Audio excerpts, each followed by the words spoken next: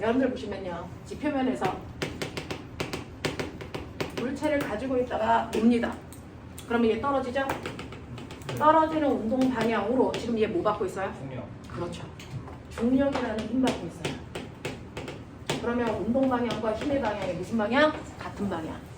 그러니까 얘가 떨어지는 동안 방향 바뀌어 안 바뀌어? 안 바뀌어. 점점 빠르기만 뭐해? 빨라져. 알겠습니까? 네. 그러면 거꾸로 가요. 이렇게 떨어지는 아이들을 우리가 자유낙하한다 이렇게 얘기해요. 자유낙하하는 경우가 대표적인 경우예요. 자, 거꾸로 던져 올려. 그러면 운동 방향 이쪽 방향이죠. 얘 올라갈 동안 무슨 힘 받게? 그렇죠. 어느 방향으로? 이렇게 받겠죠. 그러면 얘는 운동 방향과 힘의 방향이 정확하게 무슨 관계? 반대죠. 그럼 빠르게 뭐합니까? 느려지죠. 방향 바뀌어 안 바뀌어? 안 바뀌어요. 그래서 같은 방향과 반대 방향을 합해서 우리는 과학적으로 나란한 방향이라는 단어를 씁니다. 됐어? 용어 정리하세요. 나란한 방향은 같은 방향과 반대 방향을 합해서 말하는 거다. 자, 그러면 꼬맹아 두 번째. 방향만 바뀌는 게 가능해? 네. 뭔데? 등손원. 등속 원운동. 자, 우리가 이렇게 물체에다 실을 매달고요. 뱅글뱅글 돌립니다. 자, 근데 얘는 여기에 있을 때도 10이라는 빠르기로 가고 있고 여기에 와도 10이라는 빠르기로 가고 있고 여기에 와도 10이라는 빠르기로 가니까 빠르기는 바뀌어 안 바뀌어? 안 바뀌잖아요. 그러니까 등속이잖아요. 근데 방향이 매 순간 바뀌어서 뱅글뱅글 돌잖아요. 그러니까 얘를 무슨 운동이라고 한다? 등속 원운동을 하고 있죠. 자, 그 등속 원운동은 빠르기는 바뀌지 않지만 방향이 바뀌기 때문에 힘받았다는 얘기입니다. 이해됩니까? 방향을 바꾸기 위해서 힘이 매 순간 작용하고 있다는 겁니다. 근데 어떻게 힘을 주면 방향만 바뀌게 할 수 있을까?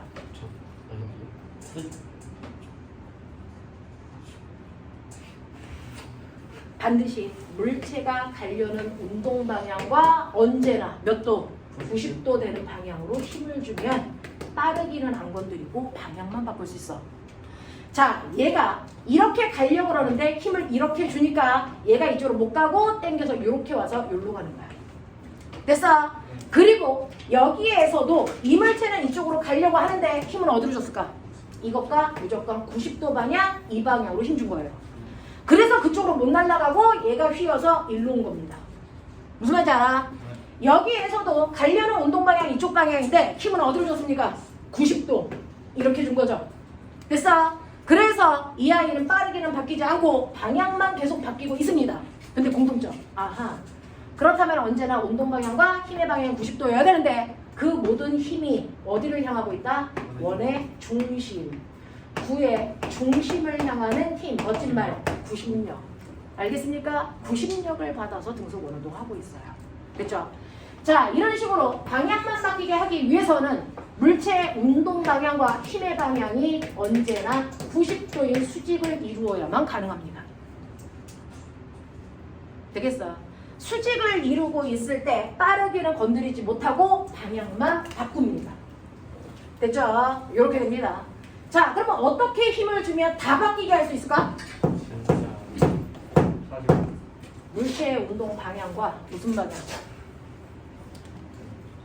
이 둘을 빼면 되겠죠. 나란한 방향과 수직한 방향을 빼면 나머지 모든 방향을 우리는 과학적으로 뭐라고 한다? 비스듬한 방향이라고 표현합니다. 그래서 비스듬한 방향으로 힘을 주는 순간 빠르기와 방향을 동시에 바꿀 수 있습니다. 대표적인 예 들어. 그렇죠. 대표적으로 포물선 운동과 진자 운동이 그렇습니다. 자, 네가 공을 던져요. 이 아이가 흉 보이죠? 이게 포물선이야. 됐어. 이 아이가 올라갔다 내려가니까 방향 바뀌는 거 맞습니다. 됐죠? 빠르게요. 올라가는 동안은 점점 중력과 반대 방향으로 움직이니까 뭐 해질까요? 느려지겠죠. 됐어? 내려올 때는 중력 방향으로 됐어? 내려오니까 뭐 해질까요? 빨라지겠죠. 그래서 빠르기와 방향이 다 바뀌는 대표적인 운동이 포물선 운동입니다. 되겠어? 또 너네 바이킹 타봤지? 바이킹을 진자 운동이라고 하는 거지. 그래서 바이킹 A에 타서 후악 하고 내려와서 반대로 우악 올라오지. 언제까지 가? 송이 영역이 0이 될 때까지. 그래서 올라가는 동안은 뭐 해주고요? 느려지고요. 내려오는 동안은 뭐 해줍니까? 빨라져요. 그래서 방향도 바뀌고 빠르기도 바뀌는 운동이 진짜 운동입니다. 됐죠? 그러면 얘는 힘을 어떻게 받을까요? 얘 여기 있어. 뭐 받니? 중력. 어느 쪽으로? 지구 중심. 얘 여기 있어. 뭐 받니? 중력. 어느 쪽으로? 지구 중심. 오케이. 얘 여기 있어. 뭐 받니?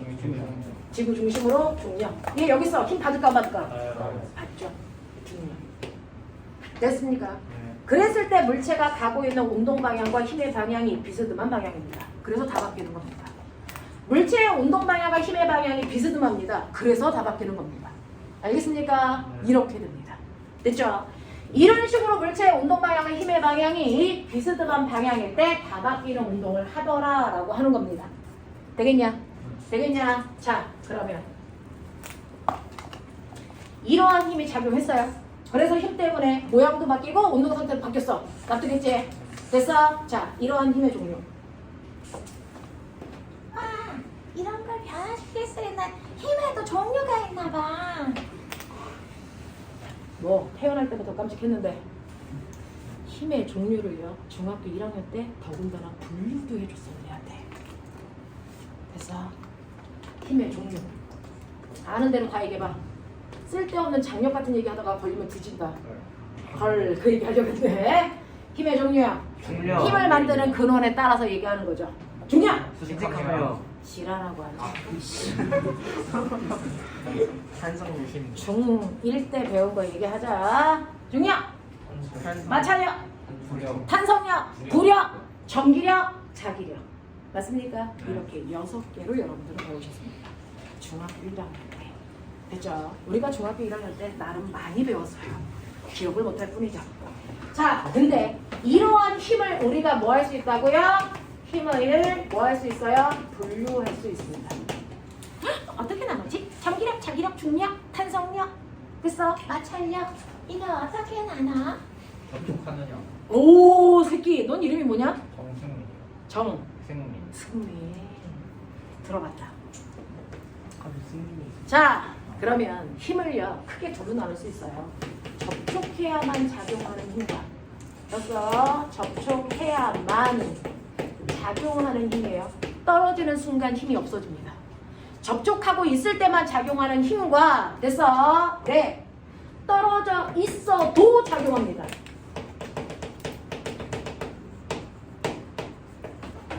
그러니까 얘는 떨어져 있을 때도 작용하고 접촉해도 작용하는 힘이에요. 알겠어? 네. 자, 그러면 빨리 얘기해 보세요. 접촉해야만 작용하는 힘 3개. 떨어져 있어도 작용하는 힘 3개. 됐냐? 접촉해야 작용하는 힘 뭐라고요? 마찰력. 그렇지, 내 새끼들. 탄성력. 3개라니까 이 새끼들아. 그렇지. 부력. 물속에 들어가 있어야 돼. 쳐다만 본다고 부력받진 않아.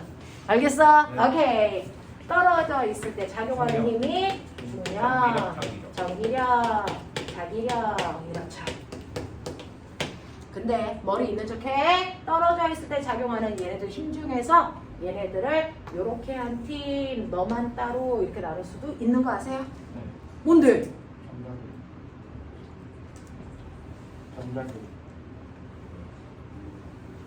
뭐야? 얘는 언제나 인형만 알고 있는 거야. 그래서 표현하는 방법의 차이인 거고. 얘는 인력과 청력이 작용합니다. 라고 하는 거죠. 됐어? 자, 그래서 힘들은 이렇게 여러분들이 힘의 특성을 얘기할 수 있는데 여러분들은 물리를 그래도 우리 학원에 와서 영재반에서 2달치 밥 먹었어요. 한번 밥 먹은 티를 내보세요. 실제로 모든 물리량은 물질이 가지고 있는 양을 물리량이라고 합니다. 그걸 측정하고 표현하는 방법이 물리인 거죠. 그래서 이 물리량은요 크게 두로 나눌 수가 있죠. 맞습니다. 크기만 나타내도 정보가 100% 충분히 전달되는 아이들은 크기밖에 안 나타내요. 그래서 그런 아이들을 우리 뭐라 한다? 스칼라라고 한다.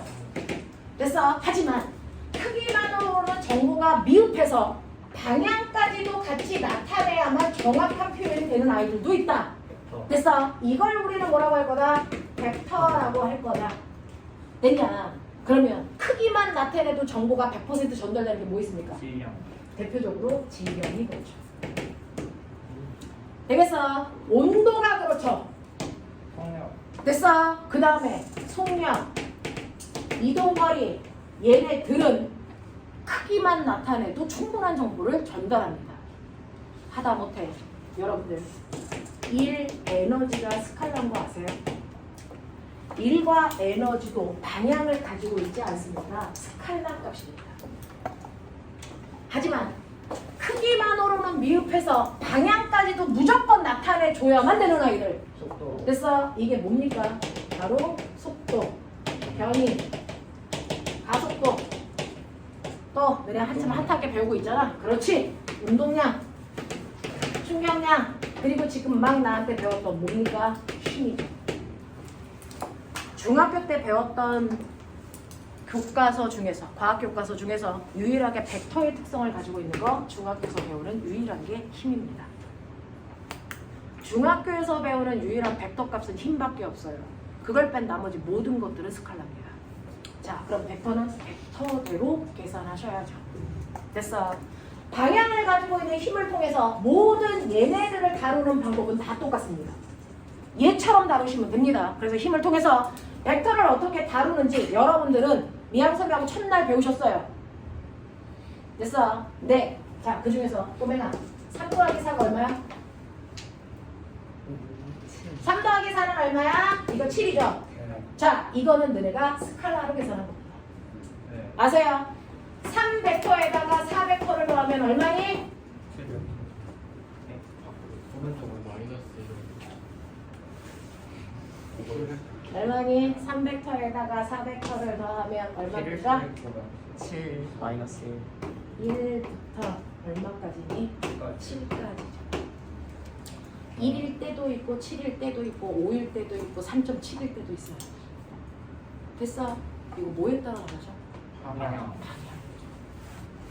그래서 벡터는 방향에 따라 크기가 다 달라집니다. 그러니까 방향을 정확하게 여러분들이 인지할 수 있는 능력을 키우셔야 된다. 알겠어? 자, 이렇게 스칼라는 크기만 가지고 있기 때문에 간단하게 계산할 수 있습니다. 이걸 중학교 내내 배우는 산수라고 하는 거죠. 됐어? 근데 방향을 가지고 있는 아이들은요, 크기뿐만 아니라 방향까지 고려하셔야 값이 정해집니다. 그래서 방향까지 넣어서 계산하는 거 벡터 계산이라고 해서 벡터 수학을 고등학교 2학년 때부터 배워요. 됐어? 자, 그러면 우리는 벡터를 다룰 수 있으시면 되는데, 꼬맹아, 우리는 대표적으로 힘으로 표현할게요. 힘. 하나의 힘을 나타낼 때, 됐어? 그 힘을 정확하게 표현하려면 힘의 뭐요? 3요소를 나타낼 수 있으셔야 된다. 기억나니? 힘의 3요소. 말해. 작용점, 크기, 방향. 그 힘을 어디다가 줬어요? 라고 하는 힘을 준 지점, 작용점. 거기다가 얼마나 세게 줬어요? 라고 하는 힘의 크기. 그 힘을 어느 방향으로 줬어요? 라고 하는 힘의 방향. 이게 하나의 힘, 하나의 벡터 값을 만드는 됐어 요소입니다. 자, 그 중에서 얘네들을 각각 쓰려니까 너무 복잡해. 이걸 간단한 기호로 나타내자. 그게 뭡니까? 바로 화살표죠. 그 중에서 화살표에 요게 힘을 준 지점에다 찍는 작용점입니다. 됐죠? 그리고 이게 힘의 크기를 나타내는 거고 화살표의 방향이 힘을 준 방향입니다. 됐죠? 자, 그러면 있어요. 여기. 있어요. 알죠? 제가 뭐 할까요? 손으로 칠판을 뭐 할까요? 때려요. 치겠죠? 네. 됐어요. 그래서 손이 칠판을 10N의 힘으로 칩니다. 라고 하는 하나의 행위를 작용이다 라고 표현합니다. 됐죠? 네. 모든 힘은 항상 어떻게 작용하죠? 쌍으로 작용합니다. 네. 중학교 1학년 교과서에 있습니다. 모든 힘은 항상 쌍으로 작용한다. 이게 힘이 가지고 있는 두 번째 특징입니다. 힘은 항상 쌍으로 나타납니다. 쌍이 몇 개? 2개. 쌍은 몇 개입니까? 2개죠. 모든 힘은 항상 동시에 2개의 힘이 동시에 나타납니다. 나는 손이 칠판을 치는 이 하나의 힘밖에 안 줬는데? 아니요. 모든 힘은 항상 2개의 힘이 돼서 나타납니다. 그 중에서 하나의 힘을 우리는 이름 붙여 뭐라고 한다면 작용이라고 한다면 또 다른 하나의 힘은 뭐라고 합니까? 반작용이라는 이름으로 나타납니다. 언제요? 동시에. 됐어? 그러면 내가 손이 칠판을 10N의 힘으로 쳤습니다. 이 순간 동시에 반작용의 힘이 나타납니다. 그 반작용의 힘은 누가? 네, 주어와 목적어만 바꿉니다. 새로운 단어 나오면 틀립니다. 알겠어? 그건 반작용을 표현한 게 아닙니다. 그래서 칠판이 누구를? 손을 주어와 목적어 위치만 바꿉니다. 됐죠? 네, 그 뒤는 어떻게 합니까? 그대로 씁니다. 그래서 힘의 크기 안 바뀝니다. 10N의 힘으로 뭐 했다? 쳤다라고 하는 거죠. 됐어? 이 힘이 바로 내가 준 작용에 대한 반작용이고요. 이 힘은 동시에 나옵니다. 크기 반드시 같습니다. 자, 이걸 그 유명한 화살표로 표현해 볼게요. 첫 번째, 작용이라는 이 힘을 이 그림에다가 화살표로 표현할 거예요. 자, 그러면 작용점을 찍어야 되겠죠? 어디다 찍습니까? 손이 칠판을 10N의 힘으로 쳤으니까 작용점 어디다 찍을까? 어디? 자기 생각 얘기해. 어디? 칠판이야, 손이야? 자, 아까 얘기했죠. 힘을 여기다 줬어요 라는 뜻이에요. 작용점. 나 힘 어디다 줬어요? 칠판에 줬어요. 힘을 받은 애한테 찍습니다. 지금부터 어려운 모든 역학 문제는 힘을 분석하면 다 풀립니다. 근데 그 힘을 어디에 받았는지 정확하게 작용점 찍으셔야 합력을 구할 수 있습니다. 납득하죠? 그러니까 작용점을 정확하게 표시할 수 있는 능력이 역학을 푸는 기본이라서 이렇게 됐어? 큰 소리로 설명드리는 중이에요. 그래서 칠판이 힘을 받았으니까 칠판에 점 찍어서 손이 밀었으니까 밀리는 방향으로 F1 10N 이렇게 하셔야 됩니다. 이건 칠판이 받은 힘입니다. 됐어? 칠판이 받은 힘입니다. 그래서 F1의 작용점은 여기다 찍는 겁니다. 그러면 그거의 반작용. 칠판이 손을 때렸대. 어디다 작용점 찍어? 그렇지. 힘을 받은 애한테 찍는 거라고. 됐어? 그래서 손에다가 작용점 찍어서 밀리는 방향으로 F2 10N 이렇게 하셔야 된다. 알겠어? 네. 그래서 힘을 정확하게 나타낼 수 있어야죠. 선생님, 저는 공부하는데 매번 틀려요. 그건 기본에서 무너졌기 때문입니다. 이것만 잡으세요. 알겠어? 기초 튼튼이야. 됐죠? 이런 식으로 해서 작용점 어디다 찍는지 분명하게 하고 가야 된다. 자, 근데 이렇게 두 힘의 관계를 우리는 됐어? 항상 쌍으로 나타내는 작용과 반작용의 관계라고 합니다. 얘를 작용으로 보면 얘가 반작용이 되는 거고요. 이걸 작용으로 보면 이게 반작용이 되는 거야. 알겠어? 이렇게 되는 건데 작용과 반작용의 두 힘은 항상 힘의 크기가 100% 어때야 된다? 같아야 된다. 힘의 크기 다를 수 없다. 알겠습니까? 힘의 방향 100% 어때야 된다? 언제나 반대 방향으로 향하고 있어야 된다. 알겠어? 그래서 합력이 얼마다? 그래서 합력이 얼마다? 합력 얼마야? 계산할 수 없습니다. 왜요? 합력이라는 건 하나의 물체에 작용하는 여러 작용점이 있어요. A라는 물체에 두 힘이 작용합니다. 자, 가하고 나. 근데 얘가 오른쪽으로 10N, 얘는 왼쪽으로 10N의 힘을 받고 있어요. 자, 그렇다면 A가 받은 모든 힘의 알짜 힘이 얼마입니까? 이렇게 해서 합력을 구하죠. 얼마입니까? 0N입니다. 하나의 물체에 작용하는 힘들만 합력을 구할 수 있죠. 다른 물체에 작용하는 힘들끼리 합력을 구할 수 있다 없다? 없습니다.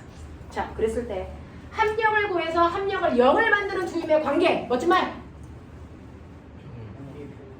이 힘과 이 힘은 무슨 관계이니? 힘의 평형 관계의 두 힘이야. 합력을 구해서 합력을 0 만드는 두 힘을 힘의 평형 관계의 두 힘이라고 합니다. 그래서 두 힘으로 합력을 0 만들려면 반드시 방향은 반대여야 되고 힘의 크기는 반드시 어때야 되니? 같아야 됩니다. 그래서 근데 꼬맹아, 세 힘으로 힘의 평형을 만들 수 있니 없니? 있어. 뭐죠? 세 힘으로 힘의 평형을 만들 수 있죠? 예를 들면 꼬맹아, 그래서 이렇게 자동차에 매달려 있는 손잡이, 얘가 이 상태로 정지되어 있대. 방향에는 몇 개의 힘을 받을까요? 중력. 실이 잡아당기는 뭐? 장력. 그리고 원래는 여기 써야 되는데 이 새끼를 일구로 끌고 온 어떤 힘이 있겠죠. 이 세 힘의 합력이 0이라서 여기에 정지.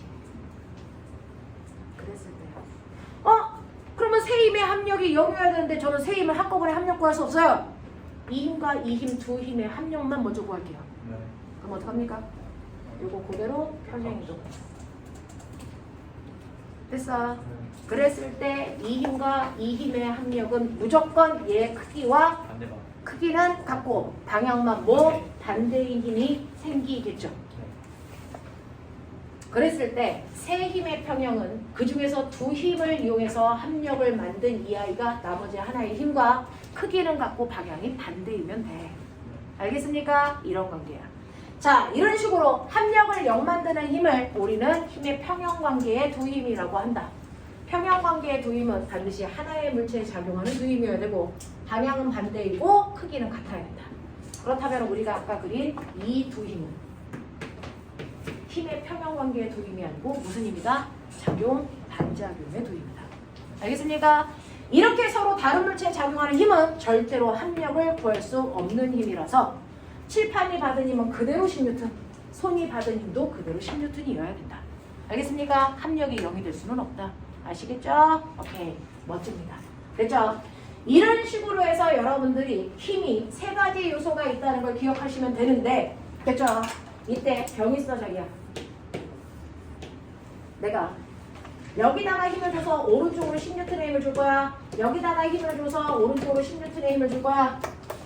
됐어? 네. 이 힘에 뭐가 다릅니까? A라는 힘과 B라는 힘은 같은 힘, 다른 힘? 다른 힘. 네. 왜냐면 힘의 결과가 달라요. 됐죠? 자, B에다가 힘 주면 얘 어떻게 됩니까? 넘어지죠.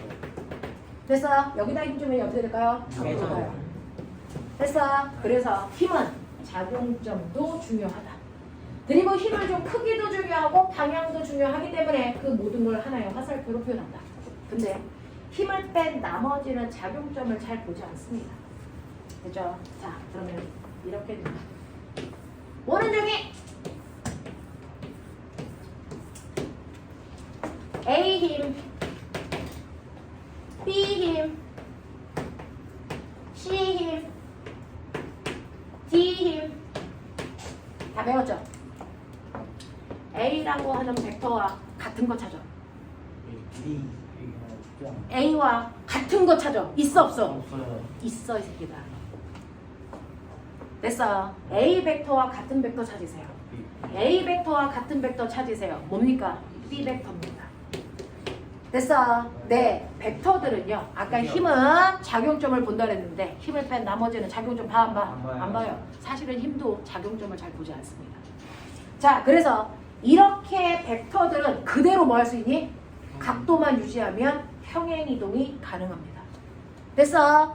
벡터들은 평행이동 가능해서 평행이동에서 겹치는 아이들이 같은 벡터입니다. 이해합니까?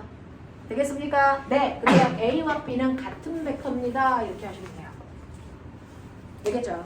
자, 그 다음에 저는 무슨 일이 있어도 A와 C를 같게 만들고 싶어. 어떻게 하면 되니? 어떻게 하면 되니? A와 C를 무슨 일이 있어도 같게 하고 싶어요. 방법. C를 반으로 줄이면. 네, C의 크기를 반으로 줄이면 A 벡터와 똑같죠.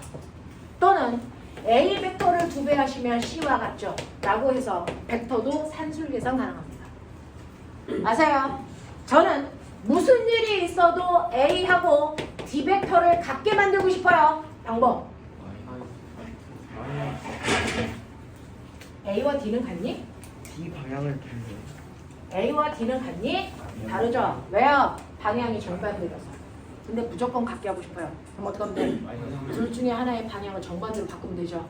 그럼 물리에서 방향을 정반대로 바꾼다는 기호가 뭡니까? 마이너스 넣으시면 돼요. 됐어? 그래서 D를 방향을 정반대로 바꾸면 A 벡터와 뭐하다? 같다. 이 뜻입니다. 알겠어? 그래서 마이너스는 수학과 달라요.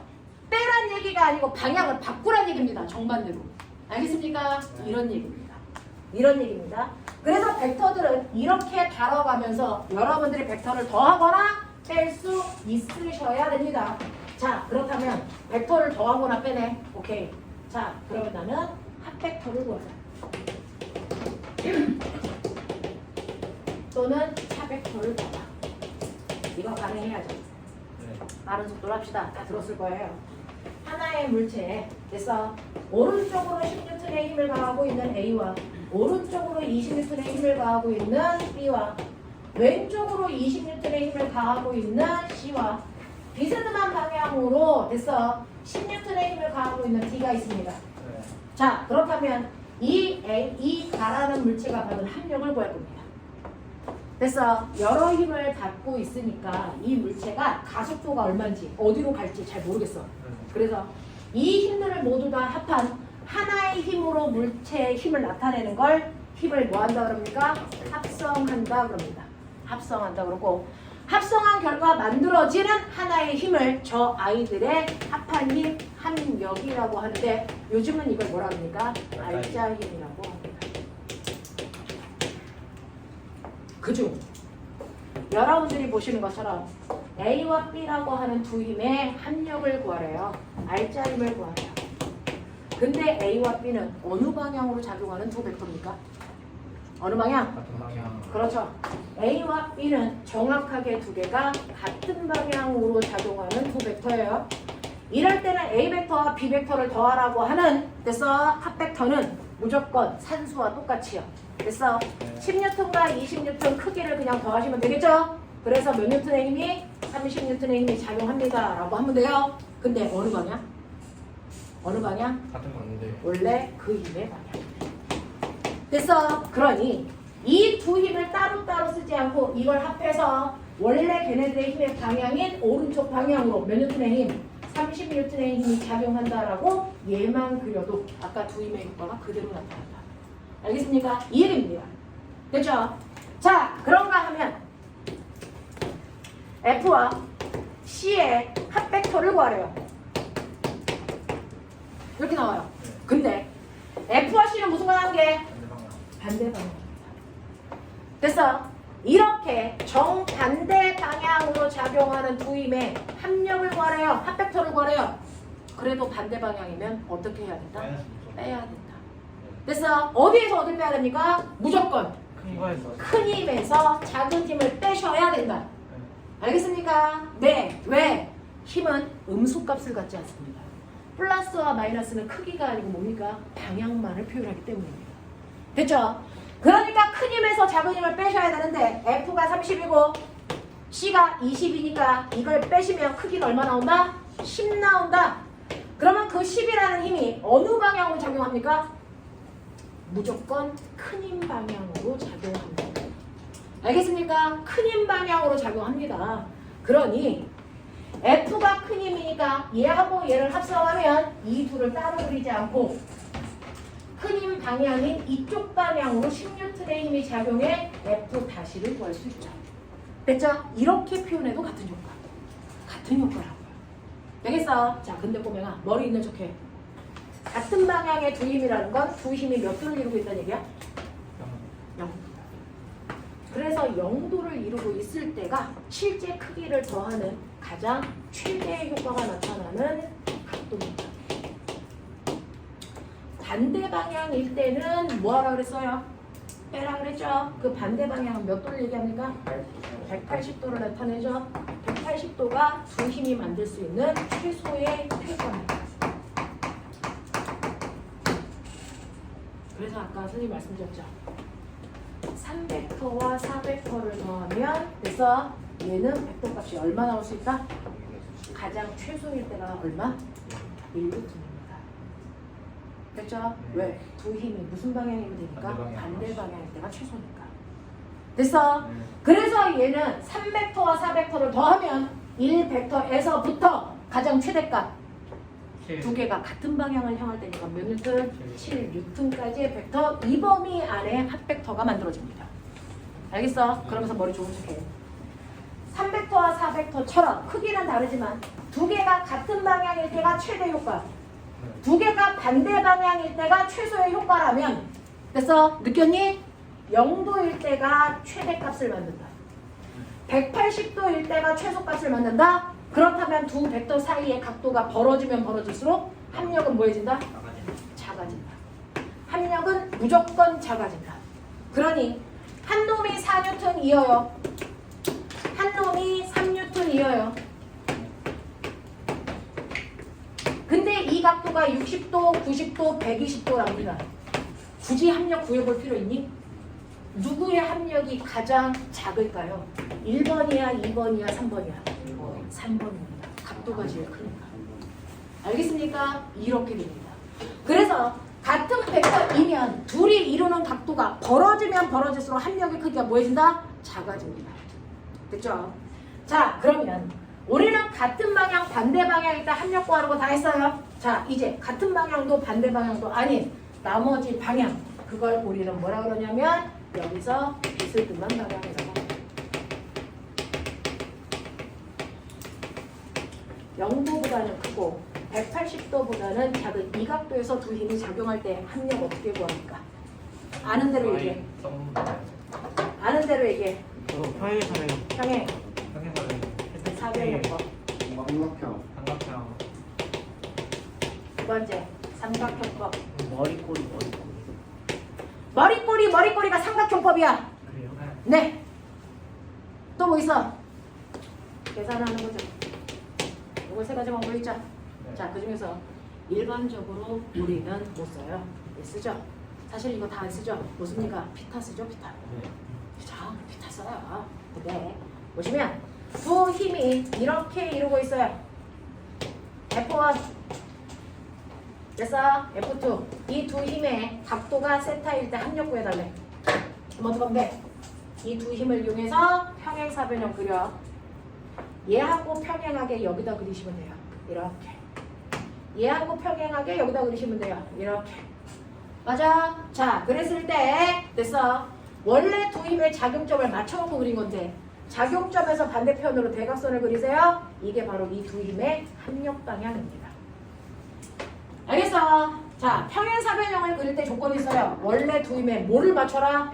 작용점을 맞춰놓고 평행사변형을 그려라. 됐어? 그랬을 때 평행사변형을 그렸을 때요. 작용점에서 대각선 방향이 이 두 힘의 합력 방향이더라. 됐죠? 그리고 이 대각선의 길이가 정확하게 두 힘의 합력의 크기다. 알겠습니까? 이렇게 됩니다. 이렇게 됩니다. 자, 그래서 평행사변형 그려도 합력의 방향과 크기 알 수 있어요. 하지만 이 길이가 얼마인지 어떻게 알아? 됐어요. 그래서 대부분 모는 종이를 주거나 딱 한 수에 맞게끔 나와 있어서 세시면 되는데 만약에 칸수도 없고 각도도 애매해. 자, 그럴 때는 우리 뭐 한다? 계산한다. 자, 계산은 유도할 수 있죠. 윤식아 설명해. 이거는 올림피아드 문제 풀 때 기본입니다. 그렇죠? 하지만 영재나 과거에서 잘 쓰지 않는 방법으로 듣고 버려. 알겠어? 네. 자, 이쪽으로요. F1이라는 힘이 작용해. 이쪽으로 F2라는 힘이 작용해. 평행사변형 그려봐. 어떻게 그려? 이렇게 그려지지? 이때 대각선 얘가 합력이지? 이거 구하래. 근데 이 두 힘이 이루는 각도가 얼마래? 세타래. 그러면 합력 구하는 방법. 맨 끝에서 수선에 발을 내려. 그래서 연장해. 그럼 눈에 보이니? 여기에 직각삼각형 몇 개 들어있니? 직각삼각형 몇 개 들어있니? 두 개요. 하나, 둘. 보여? 이걸로 이변의 크기를 구하면 돼. 유도하겠어? 자, 근데 평행사변형이잖니? 이거 그대로 평행하게 된 게 얘야. 얘 크기도 얼마니? F2. 납득? 자, 이 각도가 세타면 요거 그대로 평행하게 그려온 거지. 이 각도 얼마니? 세타. 맞아? 네. 그렇다면 이거 직각삼각형에서 모르면 수학 선생님들한테 다 신고해버릴 거야. 피타야. 요변의 길이가 F2야. 요 크기가 얼마니? 요 크기. F2 눌러.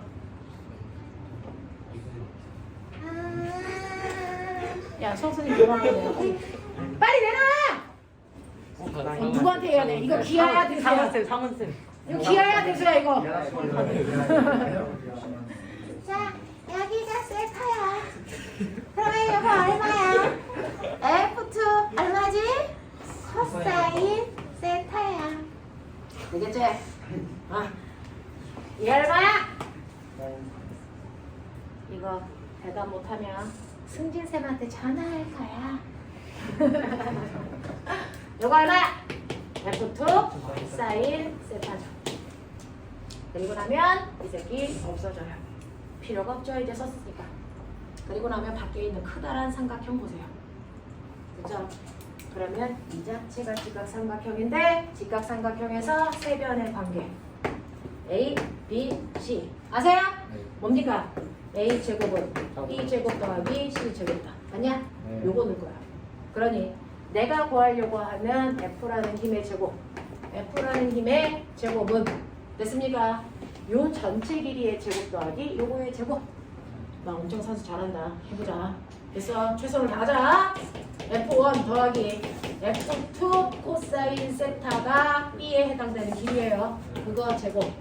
C에 해당되는 길이가 얼마입니까? F2 사인 세타의 뭡니까? 제곱. 됐어. 네. F 값을 구할 거니까 루트 씌우시면 되겠죠. 이거를 이제 전개하는 건 우리가 끝장나게 잘해. 승진쌤 부른다. 해라! F2 우리 과거에서는 재령선이 부른다. 그러면 F는 이거 전개해볼까요? F1의 제곱 더하기 2F1 F2 코사인 세라 더하기 F2의 제곱 코사인 제곱 세타 더하기 F2의 제곱 사인 제곱 뭐니? 세타. 얼마나 글씨가 쓰기 싫은지 보이지? 자, 꼬맹아 이거 묶여? 네. 이거 있지? 응? 1. 얼마니 이거? 1. 그렇지. 알겠어? 쓰기 싫다는 얘기다. 빨리빨리 알아들어라. 그래서 꼬맹아 얘는 1이니까 없애. 그럼 뭐 나와? F1의 제곱 더하기 F2의 제곱 더하기 2F1 F2 코사인 세타가 그래서 아무리 황당한 힘이라도 그 아이의 합력을 구하는 식이야. 대학교 가면 이거 써. 지금은 이거만 쓰시면 돼요. 그래서 네, 그래서 그냥 한번 설명해 드린 거예요. 됐죠? 네. 자, 그래서 지금은 설명 듣고 이거는 버리시면 됩니다. 됐죠? 이런 개념으로 다양한 방법으로 합벡터를 구할 수 있습니다라고 하는 거죠.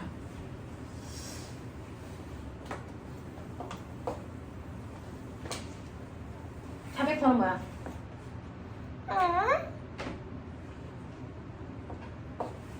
A 벡터와 B 벡터를 더하세요 라고 하면 이건 합벡터죠. A 벡터에서 B 벡터를 빼세요. 그럼 이건 차벡터죠. 바보야. 그래서 야 가속도 구하는 방법. 불러. 가속도 구하는 방법. 시간분의 속도 변화량이 뭐니? 다시 말해. 시간분의 나중 속도에서 처음 속도를 뭐 하라고요? 빼라고요. 이게 바로 차벡터예요. 가장 많이 쓰이는 게 차벡터입니다. 변화량을 구할 거니까. 그래서 꼬맹아 충격량이 뭐니? FT. 자, 충격량과 같은 말. 그렇지, 내 새끼들. 운동량의 변화량이니까 이것도 어떻게 구하니? 나중 운동량이라는 벡터 값에서 처음 운동량이라는 벡터 값을 빼면 되겠죠? 이 또한 차벡터입니다. 그래서 차벡터가 훨씬 더 많이 쓰입니다. 알겠어? 자, 그러면 꼬맹아 이거 차벡터 계산 어떻게 합니까? 이게 A 벡터고 이게 B 벡터인데 이걸 빼라는데 어떻게 하면 좋아? 이렇게 짧은 데로 더하는 건 쉽죠. 이렇게 해서 평행사변을 이제 그리면 되겠죠? 되겠죠? 오케이. 빼래. 예병할. 짧은 데로 빼라는 얘기는 뭐냐면요. 그래서 중학교 1학년 때 정수계산 배웠죠. 그거야. A 벡터에서 B 벡터의 마이너스가 아까 무슨 뜻이라 했어? 방향을 정반대로 바꿔라 이 뜻이에요.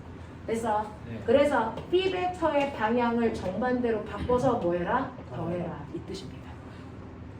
원래 뜻이 그래요. 그러니 이게 B 벡터면 B 벡터의 방향을 정반대로 바꾸세요. 이렇게 가면 되겠죠. 이게 마이너스 B 벡터의 정체입니다. 얘가 아니고요. 그러니 얘하고 얘를 합성하라는 뜻입니다. 됐어? 네, 그걸 더하라는 뜻입니다. 그러니까 여기에서 평행사변형 요래 그려서 이렇게 대각선 하시면 이게 바로 A 벡터에서 B 벡터 값을 뭐 한 겁니까? 뺀 겁니다. 이해해요? 이해해요? 네. 그래서 빼란 얘기는 수학에서처럼 빼란 얘기가 아니고 방향을 정반대로 바꿔서 뭐 하라는 얘기가 더하라는 얘기다. 알겠습니까? 이렇게 됩니다. 이렇게 됩니다. 됐죠? 이런 식으로 여러분들이 하나하나 찾아가셔야 복잡한 공간 안에서도 다 해결할 수 있어요. 되겠어? 근데 요 힘을 원래대로 놓으시면 됐죠? 요거랑 똑같은 그림을 굳이 바꿔서 그리지 않아도 돼요. 어떻게 하면 돼요? 이 새끼 머리에서 이 새끼 머리 쪽으로 화살표 하시면 이게 차벡터의 값입니다. 해볼래? 이 새끼 머리에서 됐어? 네. 이 새끼 머리 쪽으로 되겠냐? 네. 자 여기에서 누구야? B에서 A 쪽으로 됐어? 화살표 해보세요. 머리에서 머리 쪽으로 이렇게 얘하고 얘 어떻습니까? 같은 벡터죠. 벡터는 평행이도 하니까 됐어? 같은 거라고. 되겠냐? 뒤에 있는 머리에서 앞에 있는 머리 쪽으로 화살표 해도 상관없는데 이렇게 생각하기가 복잡하니까 원래대로 가시면 돼요. 하다 보면 익숙해집니다. 됐죠? 이런 식으로 여러분들이 합벡터, 차벡터 다룰 수 있으시면 되고요. 근데 우리는 이제부터 컴퓨터. 복잡한 문제는 컴퓨터가 잘 풀죠. 컴퓨터가 잘 푸는 이유는 컴퓨터가 사용하는 언어가 단순해서 그래요. 컴퓨터는 뭐 사용합니까? 네. 여러분들이 문제를 못 푸는 이유는 복잡해서 그럽니다. 훨씬 더 발달해서.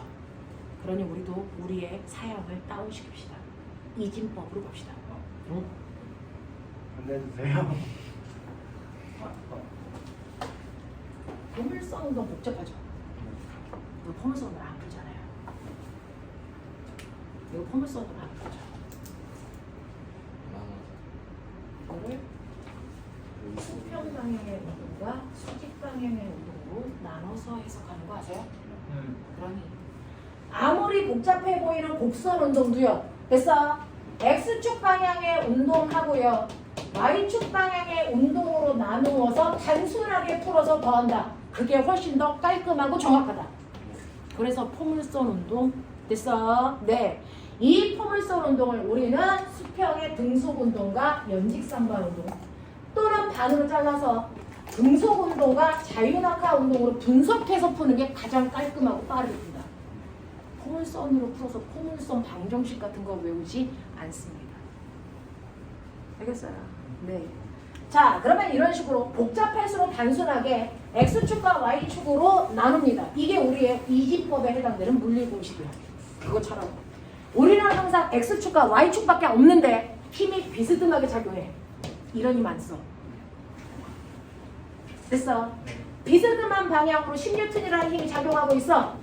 나 이거 줘도 안 써. 어떻게 할 거야? 이 힘을 우리가 알고 있는 것처럼 X축으로 수선에 발을 내린 X축 방향의 힘과 Y축 방향의 힘으로 나누어서 푼다. 맞아? 네. 맞냐? 그랬을 때 이게 이루는 각도가 세타예요. 여러분들이 이쪽 방향으로 4N의 힘이 작용하고 90도 방향으로 이쪽 방향으로 3N의 힘이 작용합니다. 이거 합력 얼마입니까? 평행사변형 그려서 대각선을 한다는 얘기가 바로 요 힘 구한다는 얘기죠. 몇 뉴턴입니까? 라고 하면 이거 그대로 평행 이동하면 이 자체가 뭡니까? 4. 우린 이거밖에 안 쓴다고요. 이게 90도이고요. 요 각도가 세타인 그래서 직각삼각형이에요. 그랬을 때 요게 얼마인지 물어봤는데 우리는 알아요. 이게 3이고 이게 4고 이게 3이니까 얘는 얼마일 수밖에 없다. 5일 수밖에 없다. 3대 4대 5. 우리 이거밖에 안 써. 근데 얘가 F면 됐어. 합력을 주면 오히려 거꾸로 이 힘을 만드는 X축의 힘과 Y축의 힘으로 나눌 수도 있죠. 됐어. 이게 F이면 꼬맹아 얘는 얼마이다? X 코사인 사이다. 얘 얼마예요? F 얼마? 코사인 세타가 F의 X축 방향의 힘입니다. 맞아? 네. F의 Y축 방향의 힘은 어떻게 나옵니까? 네, F 사인 세타가 F의 Y축 방향의 힘이죠. 됐어? 네. 힘뿐만 아니라 속도, 가속도 모두 다 뭐한다? X축과 Y축 방향으로 분해야 한다. 됐어?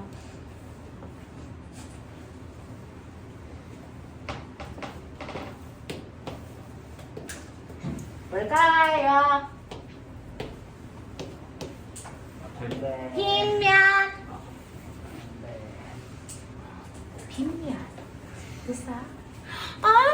빗면에 물체하고 바닥 사이에 마찰이 없는데 내가 여기다가 얘를 놓고 손을 치우면 어떻게 해야 되지? 내려가요. 윤실, 눈에 힘 안 풀어 이 새끼야? 긍정적 눈빛 안 가져? 이 새끼가 어디서 노인네를. 자, 조금만 하고 잠깐 끊을게요. 됐어? 그렇게 째려보기 없기. 나 오늘 9시부터 와서 수업 중이야. 자, 오메가 여기 있어.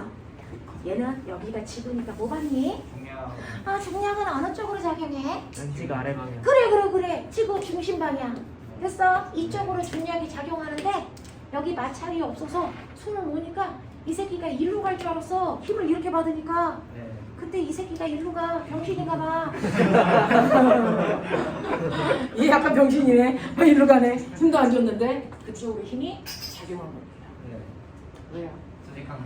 실제로요. 경사면과 돼서 비스듬한 방향으로 중력이라는 힘이 작용하는데 물체가 이쪽으로 움직였다는 건 이 중력이라고 하는 그래서 유일하게 작용하는 힘이 이쪽 방향으로 힘이 못했다 분해됐다라는 일입니다. 됐어? 네. 그래서 중력이 분해됐는데 우리는 힘을 분해할 때요 90도 방향의 두 힘으로 분해합니다.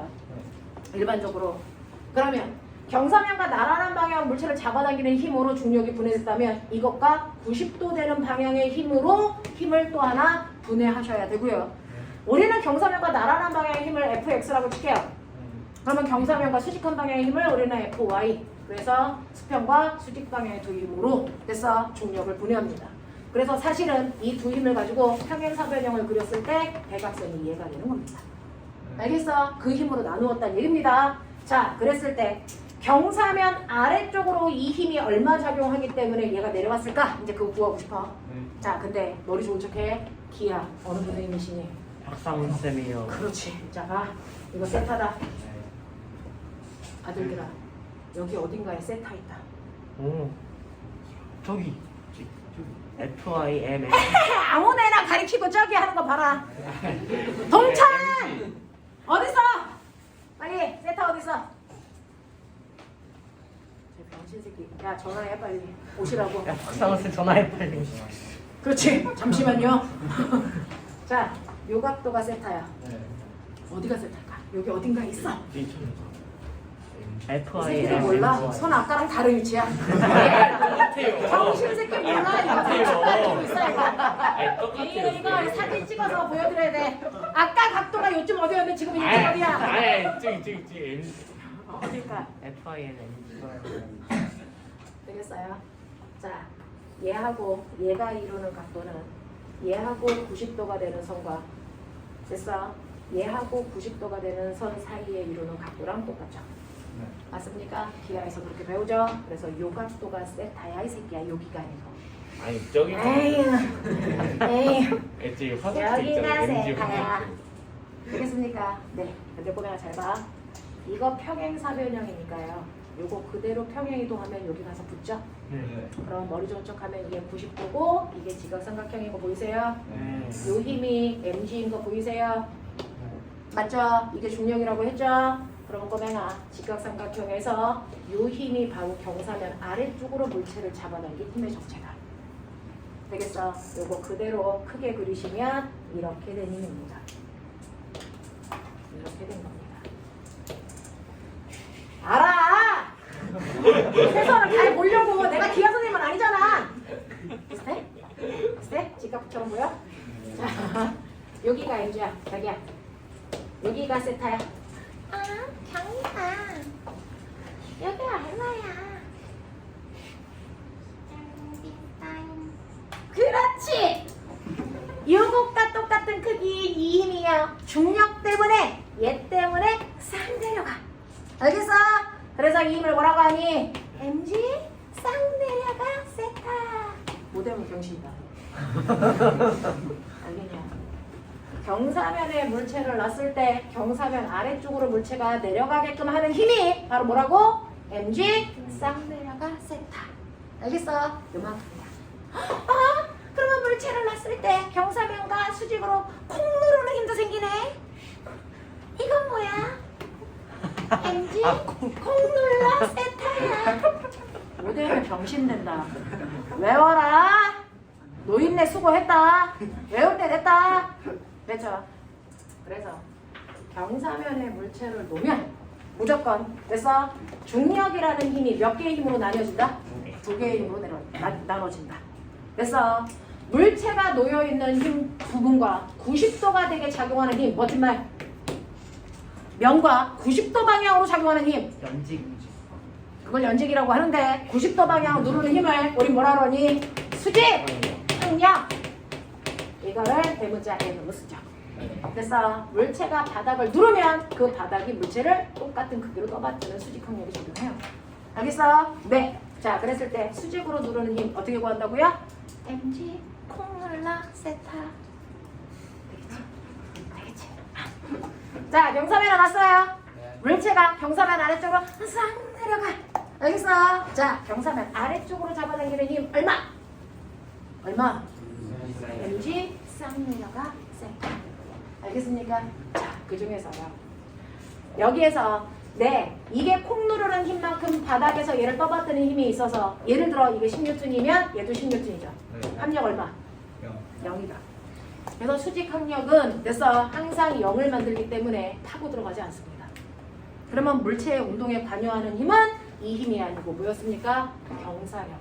경사면 아래쪽으로 물체를 잡아당기는 이 힘을 선생님이 그냥 경사력이라고 이름 붙여드릴게요. 이런 이름은 없습니다. 그냥 나 혼자 부르는 이름이야. 그래서 경사력에 의해서 경사면 아래쪽으로 물체가 굴러내려가게 되죠.